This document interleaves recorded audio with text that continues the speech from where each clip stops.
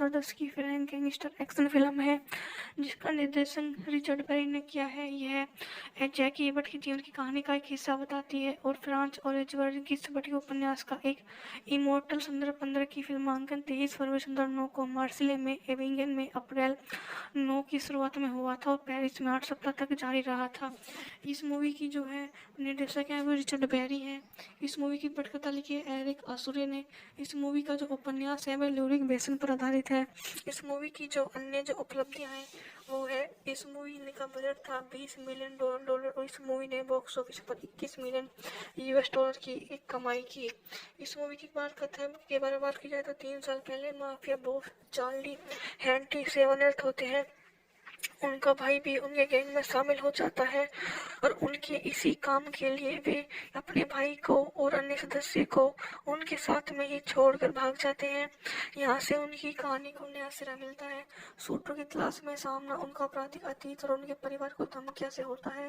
वह बिना खून खराबे के उनसे भाग जाने में सफल होते हैं और परंतु उनकी स्थिति का पता उनके भाई को लग जाता है तो वे वहाँ से पूरी तरह से नहीं भाग पाते हैं।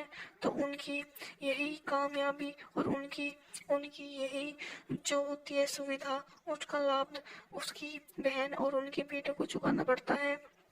यहाँ तक कि उनकी इसी बर्ताव का नतीजा यह होता है कि उसका भाई उसी लड़ाई में मारा जाता है। यह मूवी जो थी ये बहुत ही अच्छी रही थी। यह जो है उसकी मेरी गोल्डन पार्किंग में शूटिंग की जांच करने वाली महिला पुलिसकर्मी है। उसके पति एक पुलिसकर्मी भी था, सेवा में मारा गया, लेकिन उसकी हत्यारा अब कभी पकड़ा नहीं है। अपने वरिष्ठों की उदासीनता के बावजूद वह अपनी पति की हत्या को स्पष्ट करना चाहेगी। फिल्म के अंत में अपने अपराध बेटे को बचाने के लिए एक हताश मेट माइक गोल्डमान के साथ सौदा करता है, जो खुद अपने कर्तव्य निभाने के लिए उस पर संदेह करता है। वह जांचों के आदमी थे। पुलिस की एक यूसीबी ड्राइव मिलती है जिसमें जांच को पैसे की धोखाधड़ी और लॉन्ड्रिंग ऑपरेशन में शामिल करने वाले डाटा होता है। मेटे ने अपने बेटे को बचा लेती है। फिर अंत में टोनी वहां आ जाता है जो अपने भाइयों की यह कामयाबी और उनकी संतुष्टि नहीं कर पाता है। अंत में मोटे को रिहा कर दिया जाता है क्योंकि पुलिस के पास उस पर लगाए गए पर्याप्त सबूत नहीं थे। गोल्डमैन से पहले मेटे को बताया गया कि फिल्म शुरुआत में 8 निशानेबाजों ने जानबूझकर उन पर आक्रमण कर दिया था, जिससे जैजू की मेटे शूटिंग के लिए मजबूर किया गया। मेटे द्वारा उसकी माफ कर दिया जाता है और फिल्म के अंत में मेटे द्वारा अपने परिवार के साथ समुद्र तट पर चलने के साथ होता है। उनका वॉइस ओवर दर्शकों को बताता है कि उनके पिछले जीवन में अपने भाई छोड़ दिया गया है। यहीं पर ये ब्रदर्स की फिल्म गैंगस्टर एक्शन फिल्म है जिसका निर्देशन रिचर्ड बेरी ने किया है। यह जैकी एबट के जीवन की कहानी का एक हिस्सा बताती है और फ्रांस और एजवर्ड की सबटी उपन्यास का एक इमोर्टल संदर्भ 15 की फिल्मांकन 23 फरवरी 2009 को मार्सिले में एविंगन में अप्रैल 9 की शुरुआत में हुआ था और पेरिस में 8 सप्ताह तक जारी रहा था। इस मूवी की जो है निर्देशक है वो रिचर्ड बेरी है। इस मूवी की पटकथा लिखी है एरिक आसुरे ने। इस मूवी का जो उपन्यास है वह ल्यूरिक बेसन पर आधारित है। इस मूवी की जो अन्य जो उपलब्धियां हैं वो है, इस मूवी का बजट था $20 मिलियन और इस मूवी ने बॉक्स ऑफिस पर $21 मिलियन की एक कमाई की। इस मूवी की कथा के बारे में बात की जाए तो 3 साल पहले माफिया बॉस चार्ली हैंटी सेवानिवृत्त होते हैं।